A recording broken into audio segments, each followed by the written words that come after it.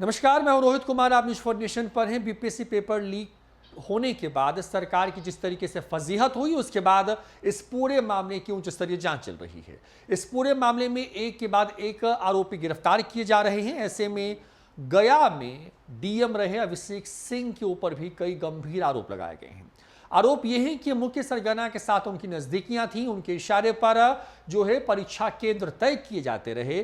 क्या कुछ इन आरोपों पर कह रहे हैं गया के तत्कालीन डीएम अभिषेक सिंह? सुनवाते हैं आपको न्यूज फॉर नेशन की ये एक्सक्लूसिव बातचीत। बिहार में बीपीएससी पेपर लीक का मामले में एक के बाद एक नए खुलासे हो रहे हैं और उस खुलासे में एक आईएएस अधिकारी का नाम सामने आया है जो कि गया के तत्कालीन डीएम थे। इस वक्त हमारे साथ फोन लाइन पर जुड़े हुए हैं गया के तत्कालीन डीएम रहे अभिषेक सिंह। सर, बहुत बहुत स्वागत है सर न्यूज फॉर नेशन पर आपका। अ, सर अ, धन्यवाद सर, जी। दो तीन जो गंभीर आरोप हैं आपके ऊपर, सबसे पहले सिलसिलेवार तरीके से उन्हीं सवालों को लेते हैं आपसे। शक्ति कुमार नाम का मुख्य सरगना है जो कि पकड़ा गया है बीपीएससी पेपर लीक मामले में, और आरोप है कि उसी ने पूरी प्लानिंग की। उसके बारे में जानकारी निकल के सामने आई है कि जब आप गया के डीएम थे उस वक्त उसको लाइसेंस दिया आपने एक हथियार का, और क्या सच में आपकी जानकारी में ऐसा था कि शक्ति सिंह नामक कोई व्यक्ति है जिसको आप लाइसेंस दे रहे हैं, और पूरी प्रक्रिया क्या थी? मतलब क्योंकि आप पर सीधा आरोप लग रहा है इस बात का। देखिए रोहित जी, लाइसेंस जो प्रक्रिया है एक क्वाजी जुडिशियल प्रक्रिया होती है, जिसमें कि कोई भी व्यक्ति अप्लाई कर सकता है और अप्लाई करने के बाद वो थाना जाता है। थाना से उसका पूरा वेरिफिकेशन होता है, फिर डीएसपी के द्वारा उसको चेक किया जाता है। एसडीओ ऑफिस में फिर आता है, वहाँ पे भी इसका वेरिफिकेशन होता है। उसके बाद फिर एसएसपी के द्वारा उसको स्पष्ट अनुशंसा की जाती है। फिर उसके बाद से आर्म्स मजिस्ट्रेट के द्वारा भी इसको चेक किया जाता है। फिर उसको सुनवाई के लिए रखा जाता है और फिर वो सुनवाई होती है, और सुनवाई जो डीएम के द्वारा की जाती है, और सुनवाई में भी उस व्यक्ति के द्वारा विभिन्न कागज़ या पेपर प्रेजेंट किया जाता है, जिसको देखा जाता है, और उसके बाद से उस पर निर्णय लिया जाता है। और करीब हर साल जो इस तरह के करीब हर साल 300-400, हर साल 200-300 एप्लीकेशंस इस तरह के आते हैं, लोग अप्लाई करते हैं। हर किसी चाहता है कि उसको लाइसेंस हो। इसलिए किसी एक व्यक्ति विशेष का क्या किसी के व्यक्ति विशेष के बारे में किसी भी डीएम को, चाहे वो बिहार का हो कहीं का भी, उसको जानकारी नहीं होती है। वो उस टाइम जो उसके सामने तथ्य आते हैं, जो पुलिस रिपोर्ट आती है, जो चारित्रिक संपुष्टि होकर आती है, उसके आधार पे और जो वो निर्णय लेता है। तो इसलिए इस व्यक्ति के मुझे नहीं पता, लेकिन मैं इतना कह सकता हूँ कि उस टाइम में अनुशंसा रही होगी, संपुष्टि चारित्रिक होकर आई होगी, और उसके बाद ही ये निर्णय लिया गया होगा। उसके ऊपर कोई केस नहीं रहा होगा, उस थाना ने जो रिपोर्ट किया होगा तभी ऐसा दिया होगा। लेकिन उसके बावजूद अगर भविष्य में ऐसे कोई व्यक्ति इसको लाइसेंस दिया गया है जिन भी ये प्रक्रिया को फॉलो करते हुए, और वो व्यक्ति पुनः अगर किसी केस में संलिप्त पाया जाता है, एफआईआर होता है, तो उसका फिर वो कैंसिल भी होता है, उसको रिजेक्ट भी होता है। मेरे समय भी मनोरमा देवी जी का लाइसेंस पहले निर्गत हुआ था मुझसे पूर्व, लेकिन बाद में जब केस हुआ था तो वो रिजेक्ट हुआ था। इस तरह शंकर यादव करके थे, उनका भी केस हुआ था तो रिजेक्ट हुआ। कम से कम 5 या 6 ऐसे मामले थे जो कि भविष्य में उनके ऊपर जब आरोप आता है तो उसको भी रिजेक्ट किया जाता है। तो ये नॉर्मल प्रक्रिया चलती रहती है। उसमें कोई व्यक्ति, कोई डीएम किसी व्यक्ति को पर्सनली नहीं जानता, और ये पूरी व्यवस्था में जो प्रक्रियात्मक तरीके से होते हुए आती है और डिफरेंट लेवल पे चेक होकर आती है। मतलब सर, आप ये कह रहे हैं कि मतलब जो पूरी प्रक्रिया थी उसका पालन किया गया, मतलब क्योंकि हथियार के लिए कोई व्यक्ति आवेदन दे सकता है, और उसके लिए जो निहित प्रक्रिया है, मतलब कानूनी प्रक्रिया है, उसका पूरा पालन किया गया। जी, जी, बिल्कुल उसका पूरा पालन किया जाता है। और सब में जब तक पुलिस पदाधिकारी, पुलिस थाना के द्वारा और एसएसपी के द्वारा अनुशंसा नहीं होता है और एसडीओ ऑफिस के द्वारा फॉरवर्ड नहीं किया जाता, तब तक किसी भी व्यक्ति को लाइसेंस नहीं मिलता है। जी सर, अभिषेक जी, क्योंकि शक्ति कुमार जिसके ऊपर ये आरोप है बीपीएससी पेपर लीक का, उसी आरोप के अनुसंधान में एक बात सामने आई है कि अब गया के जहाँ से के आप डीएम थे वहाँ के डीओ ने ये आरोप लगाया है कि जो परीक्षा केंद्र थे वो आपके इशारे पर तय होते थे। मतलब ये कहा गया कि जिला शिक्षा पदाधिकारी ने कहा है कि शक्ति कुमार के कॉलेज में परीक्षा सेंटर बनाने में आपकी भूमिका थी। मतलब कि बतौर एक डीएम आपने शक्ति सिंह के का जो कॉलेज था उसमें आपने परीक्षा केंद्र बनाने के लिए जो है दबाव बनाया। इस तरह की बातें निकल के सामने आई।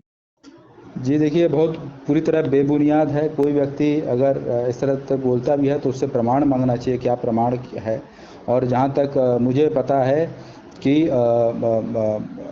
पिछले 15 वर्षों से जी। गया में यही पद्धति फॉलो होता रहा है, चाहे मेरे टाइम में, उससे पूर्व ही, कि जिसमें कि बीपीएससी से जब भी सेंटर का लिस्ट मांगा जाता था तो कंसर्न पूर्व में जिन सेंटर्स पे एग्ज़ाम्स हुआ है, जहाँ पर बोर्ड एग्ज़ाम्स हुए हैं, जहाँ पर कोई कंप्लेंट नहीं है, वहाँ से लिस्ट मांगा जाता है, उस सेंटर से उनकी सहमति मांगी जाती है, कॉपी जिला शिक्षा पदाधिकारी को भी दी जाती है उसमें उनके स्तर से आवश्यक कार्रवाई के लिए, और उसके बाद वो फाइनल वो कंपाइल करके पुनः फिर बीपीएससी को भेजा जाता है और फिर कॉपी उस टाइम में भी जिला शिक्षा पदाधिकारी को दी जाती है।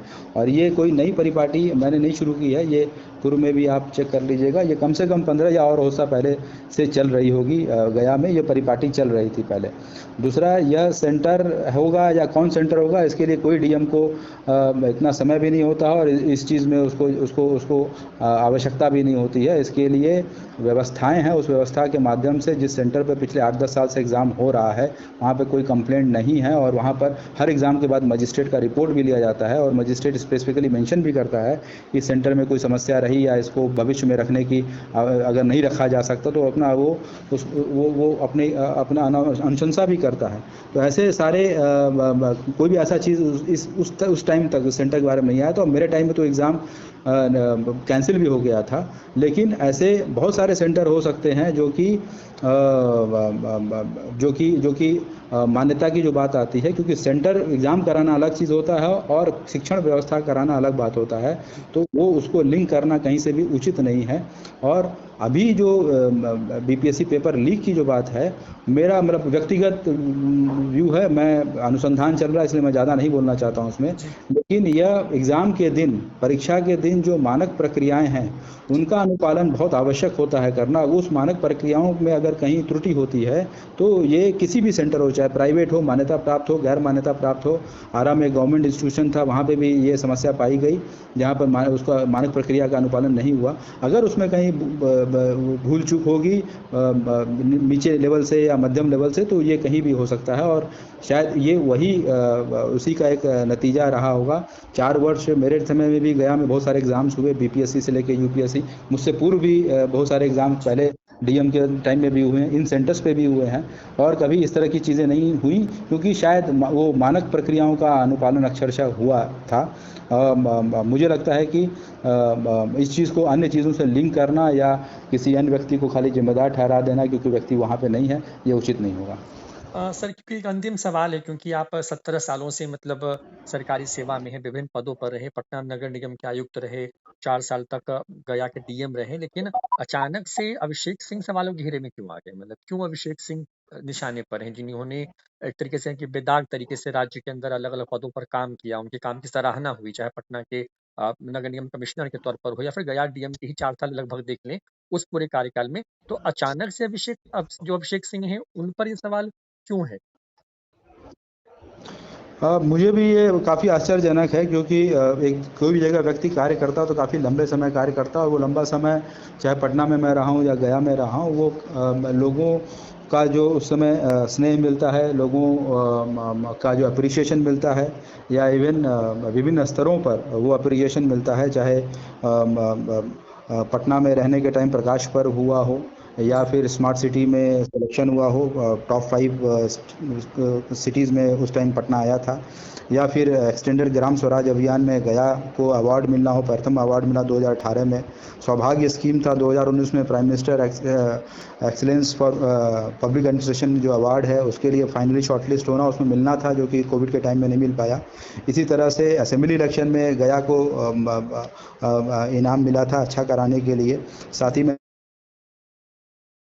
2020-21 में उसके लिए भी रिसेंटली राष्ट्रपति महोदय ने भी अवार्ड दिया है और अन्य विभिन्न जल शक्ति अभियान में पूरे देश में गया फर्स्ट आया था और वो कंटिन्यू कर रहा है, अभी भी बहुत सारी चीज़ों में आ रहा है।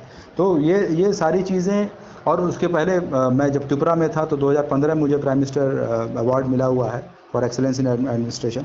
तो वो सारी व्यक्ति की पूर्ण कथा है, पूरी गाथा है उसके करियर की और मैं हमेशा से काम करने में बिलीव किया हूँ और लोगों की सेवा करने में बिलीव किया हूँ।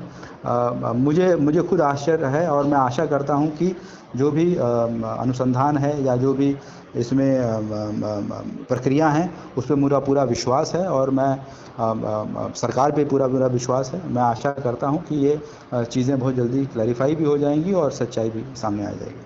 बहुत बहुत शुक्रिया अभिषेक सिंह जी, हम न्यूज़ फाउंडेशन से बातचीत करने के लिए। थैंक यू रोजी, थैंक यू।